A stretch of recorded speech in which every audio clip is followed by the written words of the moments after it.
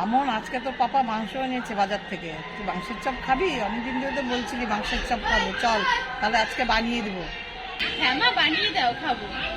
প্রথমে মাংসগুলোকে ছোট ছোট টুকরো করে কেটে নিলাম, কিছুক্ষণের জন্য লেবুর রস দিয়ে মেখে রেখে দিলাম। এবার এর মধ্যে সিদ্ধ আলুটাকে গ্রেট করে নিলাম, তার মধ্যে দিয়ে দিলাম আদা বাটা, লঙ্কা বাটা, রসুন বাটা আর পেঁয়াজ কুচি। এখন এর মধ্যে দিয়ে দিলাম লবণ, হলুদ, জিরে গুঁড়ো, ধনে গুঁড়ো, মিট মশলার গুঁড়ো দিয়ে ভালো করে মেখে নিলাম। এইদিকে কড়াইয়ে সাদা তেল বসিয়ে দিলাম, তেল গরম হয়ে গেছে। এখন এটাকে অল্প আঁচে ভালো করে ভেজে নিতে হবে।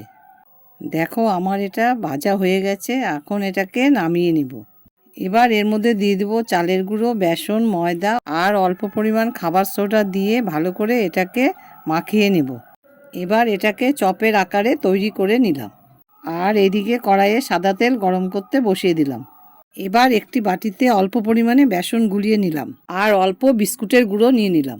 এবার চপগুলোকে বেসনের ব্যাটারে চুবিয়ে বিস্কুটের গুঁড়ো মাখিয়ে নিয়ে গরম তেলের মধ্যে ছেড়ে দিলাম। এবার অল্প আঁচে চপগুলোকে লাল লাল করে ভেজে নিতে হবে। দেখো আমার চপগুলো ভাজা হয়ে গেছে, এখন এগুলোকে নামিয়ে নেব। তোমরাও একবার এটা বাড়িতে বানিয়ে খেয়ে দেখতে পারো কেমন লাগে। আমার এই রান্নার ভিডিওটা তোমাদের কেমন লাগলো জানাবে। মামন, এই দেখ হয়ে গেছে, খেয়ে বল কেমন হয়েছে। দাও দেখি কেমন হয়েছে।